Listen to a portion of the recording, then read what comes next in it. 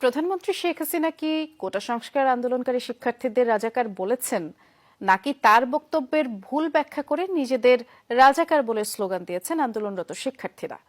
গণভবনের সংবাদ সম্মেলনে ছিলেন এমন দুজন জ্যেষ্ঠ সাংবাদিক বলছেন, বক্তব্যের ভুল ব্যাখ্যা করা হচ্ছে, আন্দোলনকারীদের রাজাকার বলেননি প্রধানমন্ত্রী। অন্যদিকে শিক্ষার্থীরা বলছেন, প্রতিবাদী স্যাটায়ারের অংশ হিসেবেই রাজাকার উল্লেখ করে স্লোগান দেয়া হয়েছে। চীন সফর নিয়ে গণভবনে ছিল প্রধানমন্ত্রী শেখ হাসিনার সংবাদ সম্মেলন। সেখানে উঠে আসে কোটা সংস্কার আন্দোলনের চলমান ইস্যু। প্রশ্ন করা হয় মুক্তিযোদ্ধা কোটা ও রাজাকার ইস্যুতেও। এর জবাব দেন প্রধানমন্ত্রী।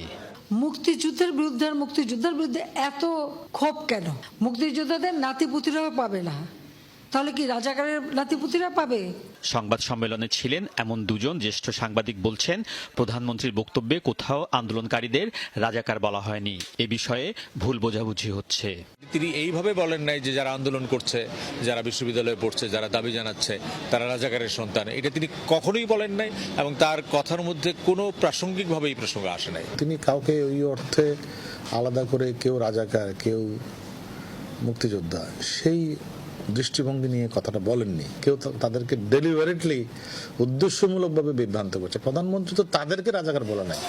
জ্যেষ্ঠ সাংবাদিকরা বলছেন, ভুল ব্যাখ্যায় কয়েক ঘন্টার মধ্যে পরিকল্পিতভাবে আন্দোলনকারীদের মাঠে নামিয়ে যে স্লোগান দেয়া হয়েছে তা লজ্জাজনক। প্রধানমন্ত্রীর কি বলেছে তা নিয়ে যদি আপনি এখন তুমি কে আমি কে রাজাকারের মতো স্লোগান দেয়, এটি ঢাকা বিশ্ববিদ্যালয়ের মতো একটি জায়গা যেটি বাংলাদেশের সকল প্রগতিশীল আন্দোলনের সূতিকাগার। আর সেই জায়গায় আমার তরুণ প্রজন্ম যদি স্লোগান দেয় তুমি কে আমি কে রাজাকার, এর চেয়ে দুঃখজনক আর কিছু হয় না। আমরা সবাই রাজাকার, এটার স্লোগান হতে পারে, একটা বিশ্ববিদ্যালয়ে পড়ুয়া ছেলে হতে পারে। হয় তারা বুঝতে পারেন না এক, অথবা তাদের কোনো ভিন্ন উদ্দেশ্য আছে। যাদের মাথায় এটা ঢুকিয়ে দেওয়া হচ্ছে যে রাজাকার শুধুমাত্র একটা শব্দ মাত্র, রাজাকার শুধুমাত্র একটা স্লোগান মাত্র, এটা আরেকটা বিপজ্জনক।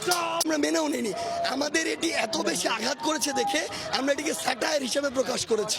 তবে তারা বলছেন, প্রধানমন্ত্রীর রাজাকার সংক্রান্ত বক্তব্যের প্রতিবাদে কর্মসূচি পালিত হলেও তাদের মূল দাবি দ্রুত কোটা সংস্কার।